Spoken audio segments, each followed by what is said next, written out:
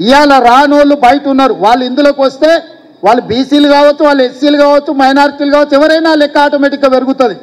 లెక్క కట్టిన వాళ్ళు 3.1% బయట ఉన్నారు. లెక్క కట్టిన వాళ్ళు 96.9% లెక్కలలో ఉన్నారు. లెక్కలకు వచ్చిన వాళ్ళ దాంట్లోనే శాతం ఇచ్చినాం. లెక్కకు రానోళ్ళు ఇందులోకి వస్తే ఆటోమేటిక్గా బీసీలు పెరగడానికి అవకాశం ఉంటుంది, ఎస్సీలు పెరగడానికి అవకాశం ఉంటుంది, మైనారిటీలు పెరగడానికి అవకాశం ఉంటుంది. దీన్ని మళ్ళా రెండో విడత ఏదైతే అవకాశం ఇచ్చినామో ఈ అవకాశాన్ని సద్వినియోగం చేసుకోండి. జనజీవన స్రవంతిలో కలవండి అని చెప్పండి. మా బలహీన వర్గాల సోదరులకు సంఘాలకు నేను విజ్ఞప్తి చేస్తున్నా. చంద్రశేఖరరావు ఇంటి ముందల, హరీష్ రావు ఇంటి ముందల, తారక రామారావు ఇంటి ముందల మేలుకొలుపు డప్పు కొట్టండి. మేలుకొలుపు డప్పు కొట్టండి. వాళ్ళు లెక్కలకు రాకుండా ఉన్నంత కాలం ఈ లెక్క తప్పు అని చెప్తారు. వాళ్ళని లైన్లో నించోబెట్టి లెక్కలకు తీసుకురండి, లెక్క కట్టండి. అప్పుడు లెక్క పూర్తిగా తేలుతుంది.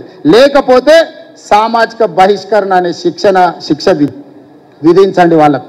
ఇవాళ ఈ బలహీన వర్గాల ఈ జనాభా లెక్కలల్లో కేసీఆర్ కుటుంబం నమోదు చేయించుకోకపోతే సామాజిక బహిష్కరణ అనే వాళ్ళకు శిక్ష. ఆ సామాజిక బహిష్కరణ చేయడానికి మీరు అందరు సిద్ధమా? అన్న వాళ్ళు గట్టిగా చెప్పండి, సప్పట్లు కొట్టి చెప్పండి. ఈ కులగణ సర్వేలో పాల్గొనకపోతే, వివరాలు అందించకపోతే తెలంగాణ సమాజం నుంచి చంద్రశేఖరరావును, తారక రామారావును, హరీష్ రావును సామాజిక బహిష్కరణ చేయాలని ఈ సమావేశంలో నేను తీర్మానం ప్రవేశపెడుతున్నా. మీరు పెద్ద ఎత్తున సప్పట్లు కొట్టి ఆమోదించండి.